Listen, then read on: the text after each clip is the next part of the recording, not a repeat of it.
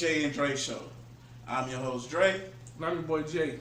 and today we have a special topic as well as a special young guest speaker to discuss some of the intricacies of it with us today. We have Ms. Taelyn Jamison. Thank you for coming on. Thank you for inviting me. It's our little cousin. And basically today's video, what we're going to discuss, because of the situation that's currently going on with the young lady in Chicago, and we saw a couple interesting things. So we wanted to touch on a topic that's very unspoken. It's a conversation that a lot of people do not like to have, but it needs to be had.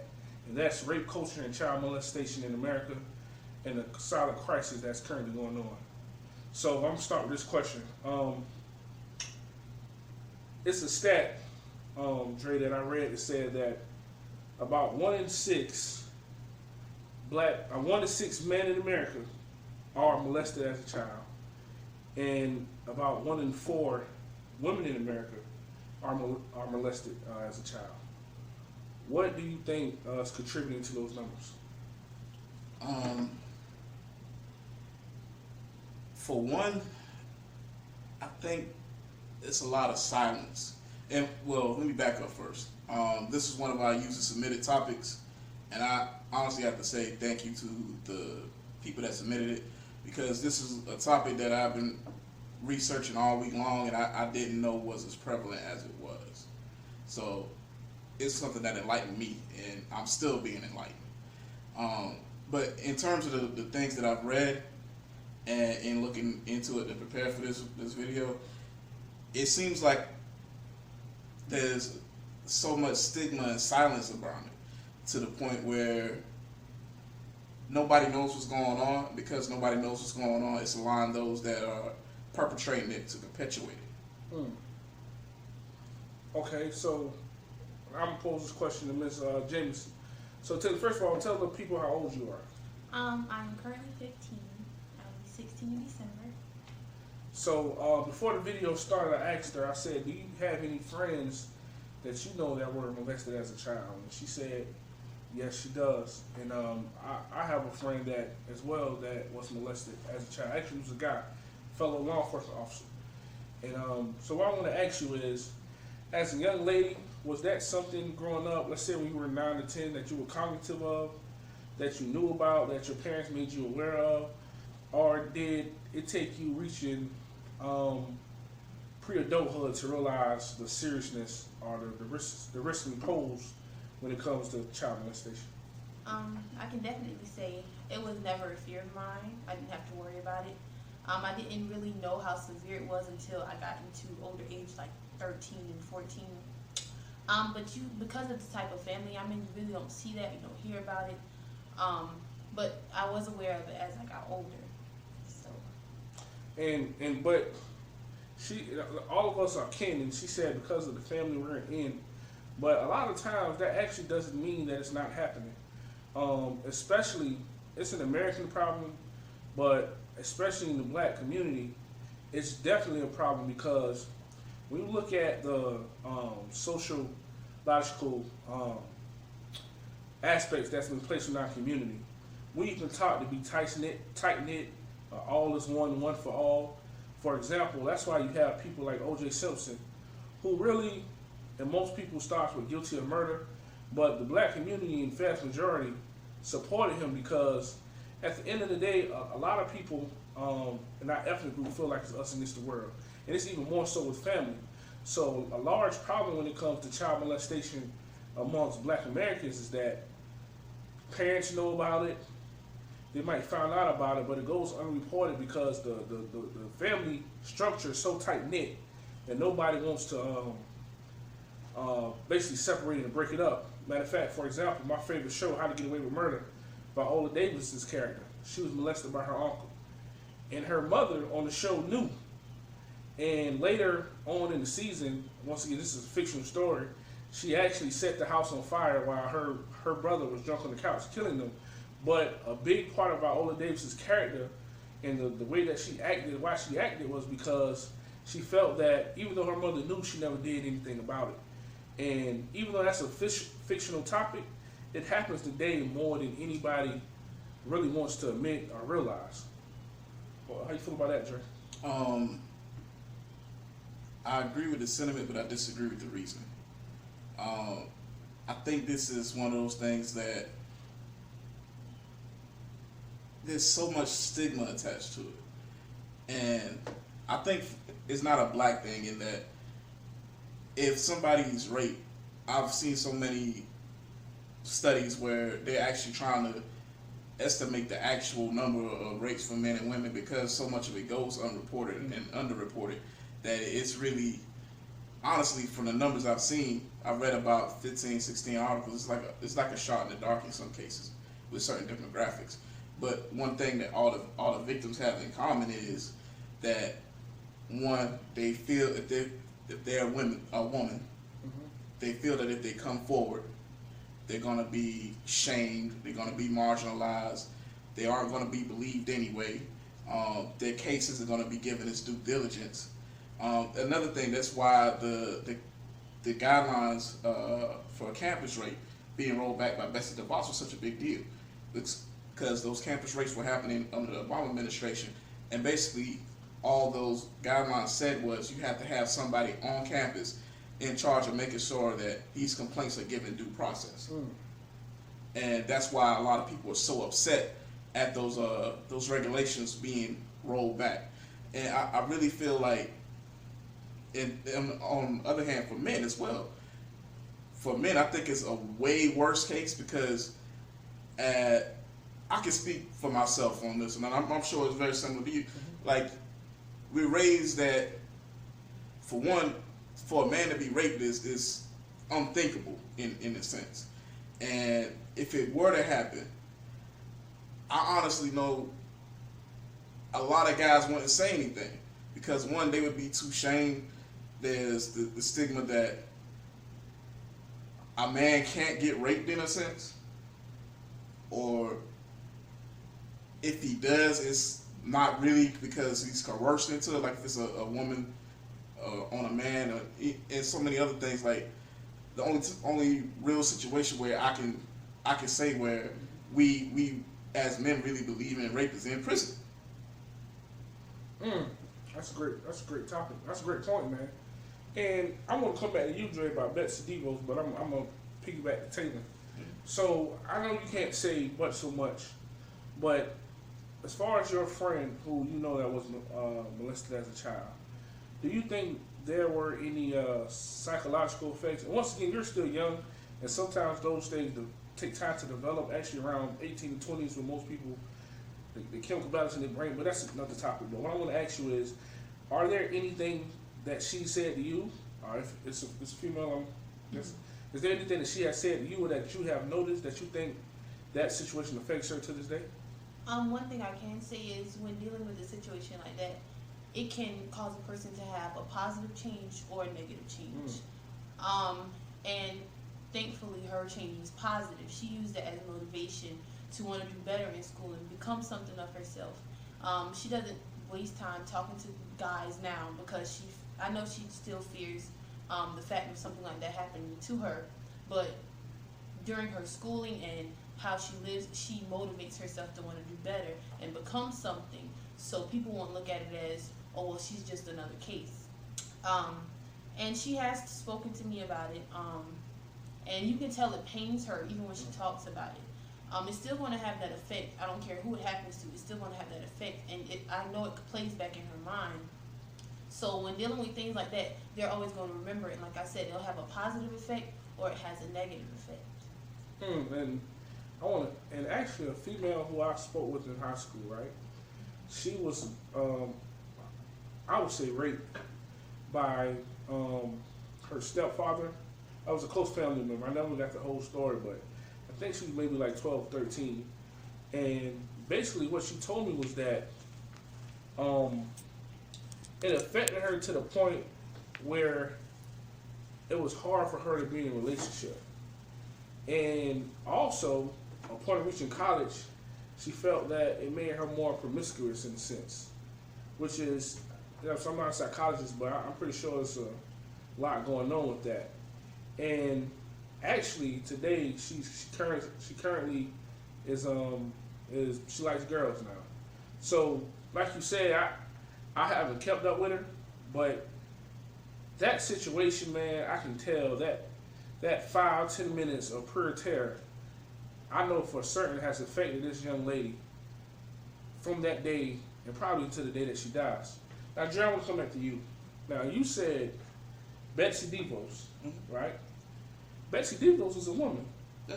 And we know, we had the senator from Alabama who said if a woman gets pregnant when she gets raped, she wanted it. We know that, not maybe it's a partisan issue, but we know that it's ignorance that comes from that side when it comes to rape culture and molestation. But how could a woman who knows how serious this is make laws that almost make it easier for it to go reported? Because it's one of those things where, like for instance, in terms of white supremacy, a lot of people think that only white people perpetuate white supremacy, but the other races that are dominated by it also perpetuate it itself. And likewise, in terms of matriarchal and in a patriarchal and masculine society, women can help perpetuate that as well. And you have to keep in mind, and the person that you're dealing with, this is a person who's very, what's the right word? They've been very insulated from the real world. That is true, very true. So their perspective and our perspective is vastly different. I mean, and I'm not saying that the throw shots at anybody in particular, but I don't believe that if you're enormously wealthy and been wealthy all your life, that you can keep the perspective of a common layperson. Because honestly, money changes things.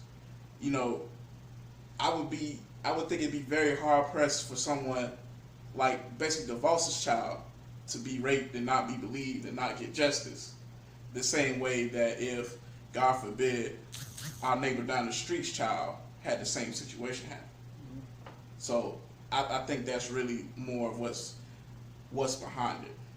That's a great point. And actually, according to one of the articles I read, child molestation gets reported more often in lower income families at a higher rate than it does in higher income families, because as we know in America, wealth tends to insulate people in the different types of ways. So before we transition into talking more on rape culture, I want to touch on this with each of you. So Taylor, you were 15, and when you're 45, you finally get married and you have kids. But whenever you do have children, what do you think is a proper age? And this happened to males too. And I don't want to overlook the guys, but it happens to women at a higher rate. So I want to focus on the young ladies right now. What do you think is a proper age? Say if you have a daughter, when you're going to sit down and tell her, you need to be aware of this. If somebody touches you this way, this is not right. Or what at what age or at what point do you think that you might sit down and speak with your child about that? I think it should start very early, because most of the cases I've heard about, or even seen on television, of stories that are true, it happens when you're younger. So believing it, like even 4 years old, letting them know, oh, you shouldn't be touched here, or nobody should touch you down here. That should start very early. But having a real deep conversation, I think, should happen around 8, because it happens when you're younger. You don't really see it too much when you're like 20s and 30s. You don't really see it too much. It's when you're really young. So I think that it needs to be enforced while they're in their young ages, so that they know when something like that is happening. Great point.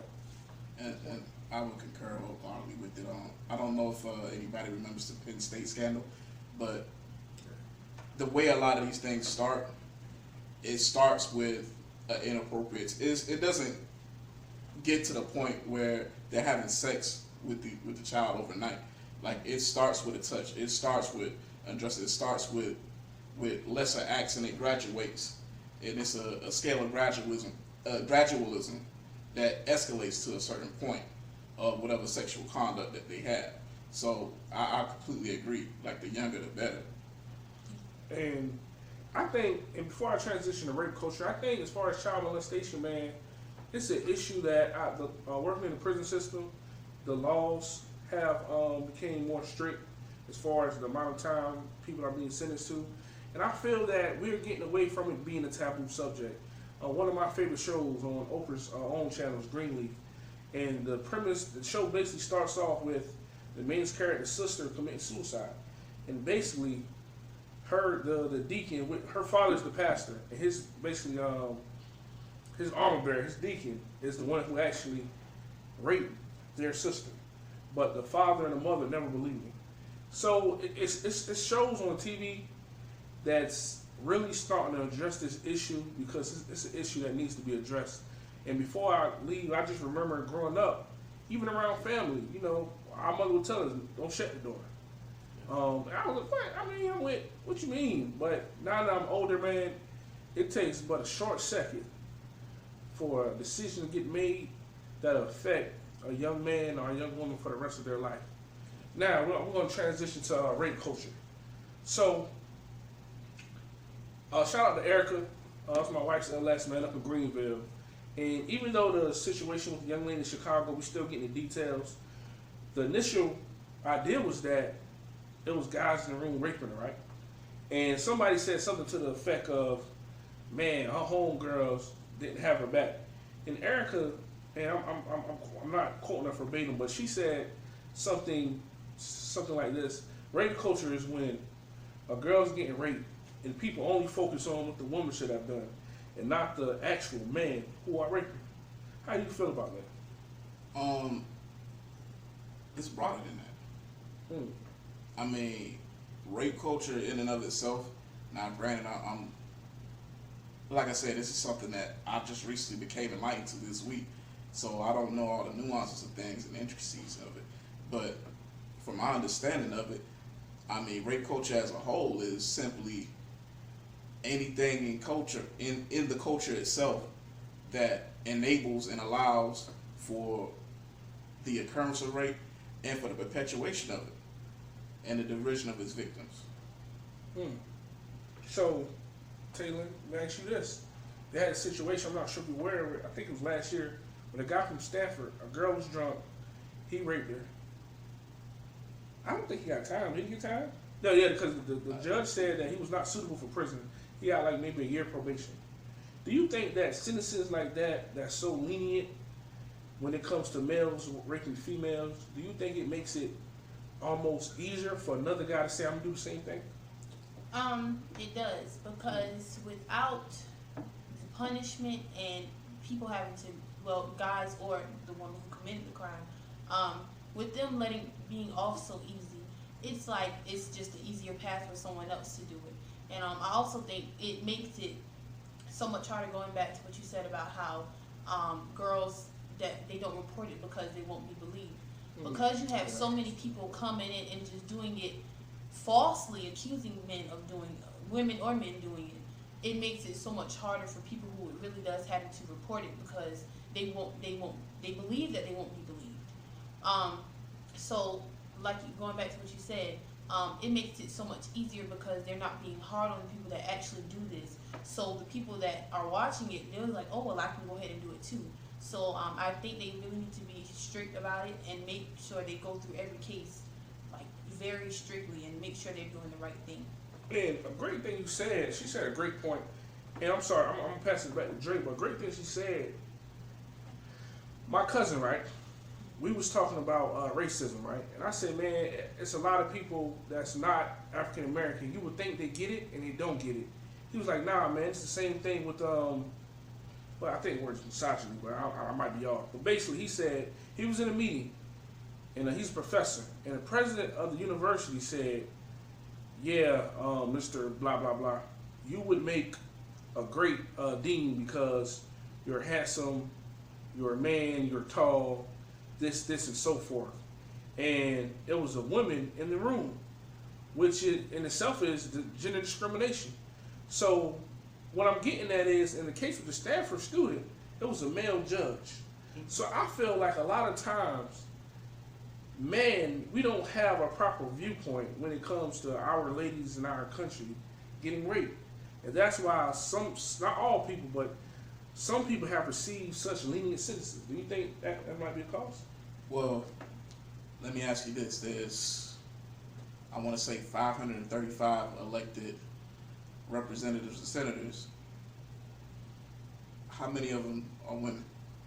535, I would say about maybe 90. I think that's probably overshooting it, but even still, the vast majority of people making decisions about women's bodies and well-being is men. Fact. So, in and of itself, they naturally lack the nuance of the female experience. I mean, I'm not so sure about the House, but there's only a handful of female senators. I know there's Lisa Murkowski, Elizabeth Warren, Kamala Harris, and I think I'm forgetting about 2 or 3 other ladies. But you're talking about a body of 100, and maybe 6, 7. I even say I'm overshooting it. A dozen women. Less than 15%. You know, women are just over half the population, and The majority of the workforce, actually. and you know, they don't have the proper representation. I don't believe that the men making laws and discussing these issues have necessarily their well-being at hand, because keep in mind, a lot of these elected officials are in their 60s, 70s, 80s. They're products of an era that's long gone by. So, of course, in terms of today's attitudes and viewpoints, a lot of them, they naturally don't believe in it because they've been raised a certain way. Like, they've been raised in a way from a time long gone by where if, say for instance, something, God forbid, happens to a woman, oh well, probably because her dress was too short. Yeah. Probably because she was out. Ain't that good happen to you after 9:30? Oh man, listen. You know, it's that type of thing. I gotta get in there, man. My brother Tim, maybe it was Mike. He said an interesting topic. We was kind of talking about this. He said, man, people don't realize black males have got the right to vote for white women. Yeah. So what he's saying is, even with all Jim Crow, slavery, and everything, black males were still seen higher on the totem pole than white women. And that's horrible. You have, in 2017, I saw the members of the House, I forgot whether it was the House Representatives or the Senators, but anyway, I saw the Congressman and the Congresswoman, whatever, they did a boycott, whatever, where they wore sleeveless shirts. Because the dress code stated that a woman could not wear sleeveless shirts. And it's going back to this, and not to hog too much time, but I want to say this. At one of the academies I've been to, this topic was broached. And basically, we had a scenario where this woman, she was drunk. She had a dress 2 inches below the waistline. She went outside. This, blah, blah, blah. Long story short, she was raped, right? But she said she was raped. And members of the class were asked, what did they think? And several people said, well, she should have known that. She shouldn't have went out there by herself. She shouldn't have had on that dress. She shouldn't have got that drunken. Basically making excuses for her getting raped. And it's no excuse. Rape is wrong. I don't care if a woman's walking down the street naked. I don't technically agree with the slut walk, but I do understand what Amber Rose is trying to say. I don't care if a woman is naked. It's wrong. No means no. So how do you feel about that, Taelyn, where some men say what she had on, or she put herself in a position to get raped? How do you feel about that? I completely agree with you. Like you said, it doesn't matter what a woman is wearing. Like you said, I don't agree with it, but that decision is for her, whether she wants to engage in sexual activity or not. I don't believe that dress code should matter. If someone doesn't want to engage in the activity, that's just not what they're going to do. So for someone to take it upon themselves, it's wrong because you're making the decision to do something wrongful. It's not against the law to dress a certain way if you want to walk down the street, but it's against the law to rape someone. That's right. So I think that they need to step back and think about the person who committing it, their decisions and their wrong acts of it. What about you, Drew? How you feel? I mean, I think this even goes back to a meme that was been going around Facebook and Twitter earlier this week. There's a picture that's going around of this girl. She's passed out, and it says, "Yeah, we got wasted at the party tonight, what would you do if you saw a beautiful black girl laid out like this? And I remember I thought it was so horrible, but I was also glad because the first comment was, "Hey, bro, I don't know what point you're trying to make, but this ain't about to go how you think it is. So you want to take this down." That's real, man. Charlemagne, the guy, right? He said it when the whole Trump locker room comments fiasco happened, and he said, man, you know, he had to check himself because as a man, we know rape is wrong, but in a way, Donald Trump was telling the truth because when a lot of males get together, we speak in vulgar terms like that, and it's not right, man. It's just not right. So, same thing with the I'm gonna say keep saying young lady. I won't pronounce her name wrong, but the young lady in Chicago. Oh, Kanika Jenkins. And I saw people commenting under the video. Oh, I can't lie. I wouldn't have murdered her, but I would have had to get some of that too. Trying to be, it's absolutely despicable, and it's a problem, man. It's just in 2017, this shouldn't be an issue, but it is. How does that make you feel, Taylor, when God says things like that? And seeing what happened in Chicago, there's been multitudes of just opinions of what people think. And I know one guy, he said something, it was, in the moment, it wasn't that funny. Because this is a serious situation and this is a serious topic, so it shouldn't be made fun of. And it said something along the lines of, I want to get this drunk to where I fall asleep in the freezer and just die. It's very unbelievable because you have to realize you're taking a serious situation and making it something funny. I believe social media plays a huge part of it because people are able to say something and the stupidest things that you've ever heard about serious situations, and I think that it should not be taken lightly because this is someone's lives. I believe that if it was someone in their family, they wouldn't make it a joke. So I think in every situation, we should take it as if it's one of our own. Comments like that shouldn't be made because it's just not right. This is someone's life. This is someone's daughter. That's just unacceptable. It's unacceptable, man. And this is one of the things that always gets me. A lot of people that take certain political positions, it seems like it takes something affected someone they know or affected them personally for them to come behind and support certain things that seem very common sense.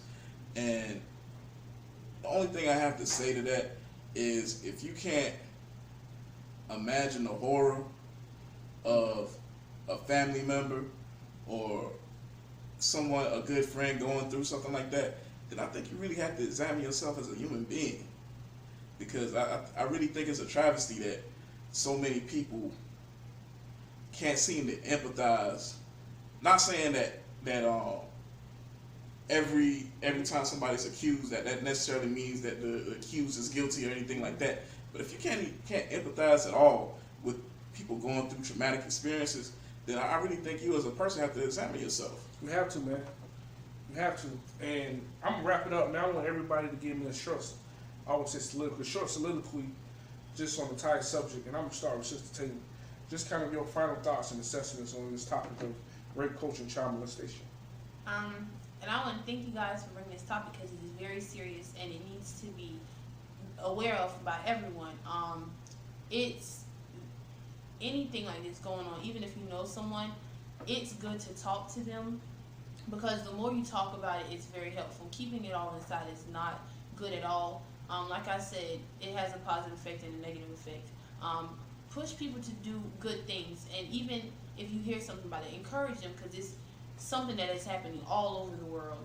And like you said about people in higher power, they think it's easy for them to do stuff like this, and people in lower power too. But take a stand and make sure that you let everyone know this is not okay, and it's very unacceptable. Very unacceptable. I would just say that simply, this is something that should appeal to everyone's humanity. This isn't something that's partisan. This isn't something that's political. This is a human issue. And if you can't see how it is, then like I said a second ago, then you really have to examine yourself. This is something that's very visceral. This is something that the people, the victims are going through, they've been violated in a way that, honestly, I don't really think anything else compares to. No. Wow. And It's your innocence, man. I think as we begin to talk more and more about it and have these tough conversations, I do think it'll make a difference, and we'll see less and less of this. And I would like to say, man, first of all, what we're going to do when we clean the video up and we post it, we're going to post a number or hotline to anybody, to victims of rape or child molestation, and to all the young ladies out there, to all the young men. Like I said, not to jump off subject, but a guy I went to the academy with, he told me he was molested when he was 8 years old, and he's gay, and he told me that. And what happened was we was playing around, and I think I put my arm around him, and I said, man, you cool? He's like, nah, man, I just don't like people grabbing me that way. He explained it to me. He was very open, very open. So this is not a topic just for women. It's a topic for men too. And if you are a victim, I know you're hurt. I know your soul is discouraged. But there are places you can go. There are people that you can talk to that are for you. Do not, and I mean do not, let it go unreported. Because if that person did it to you, it's a good chance that they could do it to somebody else. And as far as anybody else watching this video, we have to stop it, y'all. We have to stop it, and it's up to us. So, we want to thank our little cousin, Taelyn Jamison, giving us a female and a teenager's perspective on this issue of child molestation and rape culture. So once again, I'm Jay. I'm Trey. And you want to... And I'm Taelyn. Taelyn Jamison. You want to tell them what to do, Jay? Be sure to like, comment, share, and subscribe. Peace. Peace.